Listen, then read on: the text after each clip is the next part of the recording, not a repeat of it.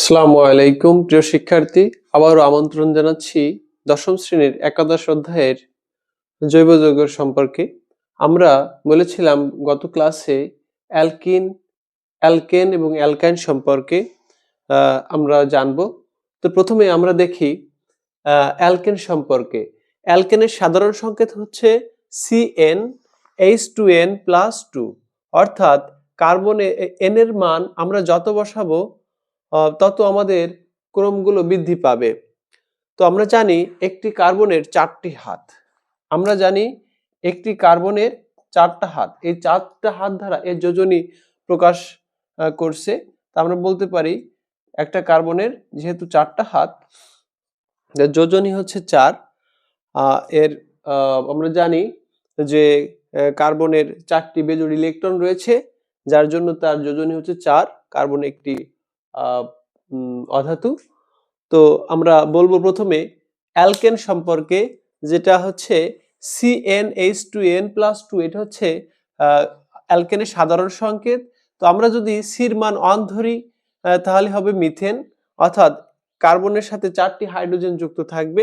তো আমি বোর্ডে অলরেডি লিখে রেখেছি প্রথমে কয়েকটি মৌলের নাম, যে আমরা বলতে পারি ধারাবাহিকভাবে মিথেন মানে একটি কার্বন, ইথেন মানে 2টি কার্বন, প্রোপেন মানে 3টি কার্বন এবং বিউটেন বলতে 4টি কার্বনকে বোঝাচ্ছে। তো আমরা জানি প্রতিটি কার্বনের 4টি হাত। তো মিথেন যেহেতু তাহলে একটি কার্বন, তো আমি মিথেন কার্বন একটা দিয়েছি। আর কার্বনের যোজনী যেহেতু 4 বা কার্বনের হাত যেহেতু 4টি, এই 4টি হাত দ্বারা 4টি হাইড্রোজেন যুক্ত হতে পারবে, সাথে অন্য কিছু যুক্ত হতে পারে। তো আমরা দেখছি যে কার্বনের সাথে 4টি হাইড্রোজেন যুক্ত হয়েছে, 1 2 3 4। কার্বনের আবার বলছি একটি কার্বনের 4টা হাত। তো ইথেনের ক্ষেত্রে কার্বন পরমাণু বসবে 2টি। আমরা জানি যে অ্যালকেন একটি সম্পৃক্ত যৌগ। এখানে কার্বন কার্বন একক বন্ধন দ্বারা যুক্ত থাকবে। একটি কার্বন পরমাণুর সাথে আরেকটা কার্বন পরমাণু একটি বন্ধন দ্বারা যুক্ত থাকবে, তাকে আমরা সম্পৃক্ত যৌগ বলে থাকি। তো এখানে একটি কার্বন আরেকটা কার্বনের সাথে একক বন্ধন দ্বারা যুক্ত আছে, তাহলে অবশ্যই আমরা বলতে পারি এটা একটি অ্যালকেন যৌগ। তো অ্যালকেন, আমরা বলছি অ্যালকেন যৌগটির নাম হচ্ছে ইথেন। ইথেন মানে কি 2টা পরমাণু থাকবে কার্বনের। আমি লিখেছি একটা কার্বন আরেকটা কার্বনের সাথে একক বন্ধন দ্বারা যুক্ত আছে এবং বাকি হাতগুলো আমরা হাইড্রোজেন দ্বারা পূর্ণ করে দিয়েছি। তো 1 2 3 4, 1 2 3 4। পরবর্তী মৌলটির নাম হচ্ছে প্রোপেন। তো প্রোপেনকে আমরা কি করেছি যে 3টা কার্বন, 1 2 3। আবার প্রতিটা কার্বনের 4টা হাত, 4টা হাতের সাথে 4টা হাইড্রোজেন যুক্ত থাকবে, 1 2 3 4।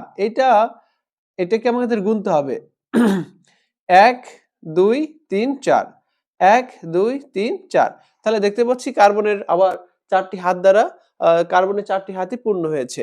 আবার বিউটেনের ক্ষেত্রে একই রকম। বিউটেন মানে 4টা কার্বন, আমরা প্রথমে 4টি কার্বন দিব, 1 2 3 4। একটা কার্বন আরেকটা কার্বনের সাথে একক বন্ধন দ্বারা যুক্ত থাকবে আর প্রতিটা কার্বনের 4টা হাত থাকবে। তো আমরা একটু দেখে নিই, 1 2 3 4, 1 2 3 4, 1 2 3 4, 1 2 3 4। প্রতিটা কার্বনেরই 4টি হাত পূর্ণ আছে। আমি যদি আরেকটা বাড়াই দেই, আমি লিখি যদি 5 নাম্বার পেন্টেন, তাহলে কার্বন পরমাণুটির 5টি কার্বন, অর্থাৎ এখানে 5টি কার্বন পরমাণু থাকবে, 1 2 3 4 5। প্রতিটি কার্বনের 4টি হাত। আমরা দেখব 4টি হাত পূর্ণ করব, 1 2 3 4, 1 2 1 2 1 2 1 2 3। তাহলে 1 2 3 4। প্রতিটা হাতকে আমরা হাইড্রোজেন দ্বারা পূর্ণ করছি। এর 2টি হাত বাকি ছিল, সেই 2টি হাত 2টি হাইড্রোজেন দ্বারা পূর্ণ করলাম। একটা কার্বনের 4টা হাত, একটা কার্বন পরমাণু 4টা হাত, 4টা হাতই এখন পূর্ণ।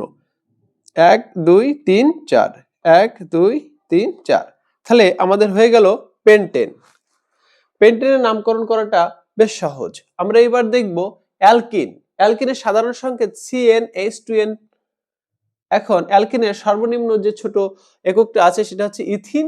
ইথিন বলতে কার্বন পরমাণু 2টিকে বোঝায়।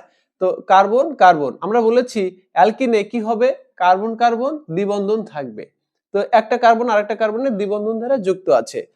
আচ্ছা, তাহলে একটা কার্বনের আমরা জানি 4টা হাত থাকে, তাহলে হাতগুলো কই, 1 2 3 4 চারটা হাত এই কার্বন পরমাণু চারটা হাত পূর্ণ হয়েছে। আবার এই কার্বন পরমাণু চারটা হাত পূর্ণ হয়েছে কিনা আমরা দেখি 1 2 3 4 অর্থাৎ এখানে দুইটা, এখানে একটা, তিনটা, এখানে একটা, চারটা। ঠিক প্রোপিন, তাহলে কার্বন পরমাণু থাকবে তিনটি, 1 2 3। তো এখানে নামকরণের একটা বিষয় রয়েছে, আমরা খুব সাধারণভাবে আগে জানছি, এর পরবর্তী থেকে কিভাবে নামকরণ করতে হয় আমরা জেনে নিব।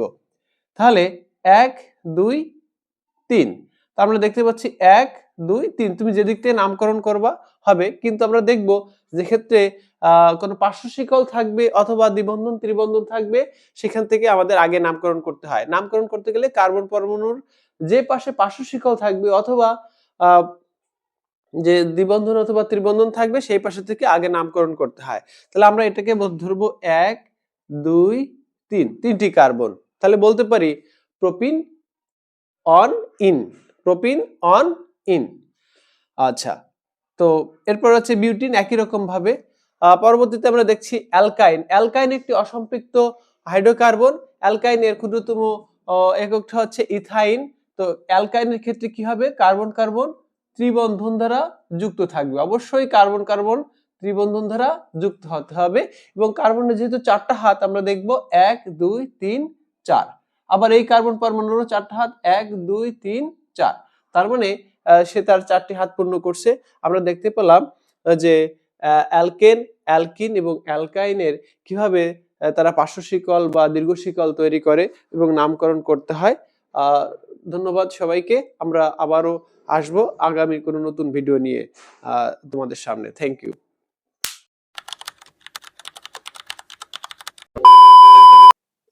হাইড্রোকার্বন কি? আমরা জানি হাইড্রোজেন এবং কার্বন গঠিত যৌগকে হাইড্রোকার্বন বলে। তো আমরা দেখব মিথেন একটি হাইড্রোকার্বন। সেখানে আমরা দেখতে পাচ্ছি মিথেন, মিথেন একটি হাইড্রোকার্বন, কারণ কার্বনের সাথে একটা হাইড্রোজেন আছে, একাধিক হাইড্রোজেন আছে। কিভাবে? Carbon hydrogen, carbon hydrogen, carbon hydrogen, আবার কার্বন হাইড্রোজেন।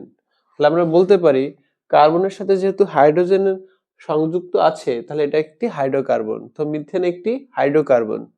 একই রকম ভাবে ইথেনও একটি হাইড্রোকার্বন, কার্বনের সাথে হাইড্রোজেন যুক্ত আছে, এজন্য আমরা বলবো ইথেনও একটি হাইড্রোকার্বন। তো এখানে কার্বন পরমাণু আছে দুইটি, যার কারণে নামকরণ হয়েছে ইথেন। এটি একটি অ্যালকেন যৌগ। এর পরবর্তীতে আমরা অ্যালকেন, অ্যালকিন এবং অ্যালকাইন সম্পর্কে বিস্তারিত আলোচনা করব। ইথেনও একটি হাইড্রোকার্বন, কারণ ইথেনের সাথেও হাইড্রোজেন পরমাণু যুক্ত আছে। একই রকম ভাবে ইথিন একটি হাইড্রোকার্বন, কারণ কার্বনের সাথে হাইড্রোজেন আছে, যদিও এখানে কার্বন কার্বন দ্বিবন্ধন, এটি একটি অ্যালকিন যৌগ। এরপরে আমরা দেখব হাইড্রোকার্বন সাধারণত দু প্রকার, আমি অলরেডি বোর্ডে লিখে রেখেছি, সম্পৃক্ত, অসম্পৃক্ত। তো কার্বন পরমাণু যদি কার্বন কার্বন একক বন্ধন দ্বারা যুক্ত থাকে, তাহলে আমরা তাকে বলবো সম্পৃক্ত। কার্বন কার্বন পরমাণু যদি একক বন্ধন দ্বারা যুক্ত থাকে, তাহলে তাকে আমরা বলবো সম্পৃক্ত হাইড্রোকার্বন। এই কার্বন পরমাণুর সাথে একটি বন্ধন দ্বারা যুক্ত আছে, যার জন্য এটাকে বলবো সম্পৃক্ত হাইড্রোকার্বন। অপরপক্ষে আমরা দেখতে পাচ্ছি এখানে একটি কার্বন পরমাণু অপর কার্বন পরমাণুকে দুটি হাত দ্বারা যুক্ত রেখেছে, যার কারণে এটি একটি অসম্পৃক্ত হাইড্রোকার্বন। অন্যথায় আমরা আরো দেখতে পাচ্ছি পরবর্তী একটি যে এটা ইথাইন বা এটাও কার্বন কার্বন ত্রিবন্ধন দ্বারা যুক্ত আছে, যার জন্য এটাকে বলা হচ্ছে অসম্পৃক্ত হাইড্রোকার্বন। সংক্ষেপে আমরা বলতে পারি কার্বন কার্বন পরমাণু যদি দ্বিবন্ধন অথবা ত্রিবন্ধন দ্বারা যুক্ত থাকে, তাহলে তাকে আমরা বলবো অসম্পৃক্ত হাইড্রোকার্বন। তো ইথিন, এই যৌগটির নাম হচ্ছে ইথিন, যা কার্বন কার্বন দ্বিবন্ধন দ্বারা যুক্ত আছে। এই যৌগটির নাম হচ্ছে ইথাইন, যা কার্বন কার্বন ত্রিবন্ধন দ্বারা যুক্ত আছে। আমরা সম্পৃক্ত এবং অসম্পৃক্ত হাইড্রোকার্বন চিনতে পারলাম। তো আমরা এখন অ্যালকেন, অ্যালকিন এবং অ্যালকাইন সম্পর্কে বিস্তারিত জানাবো।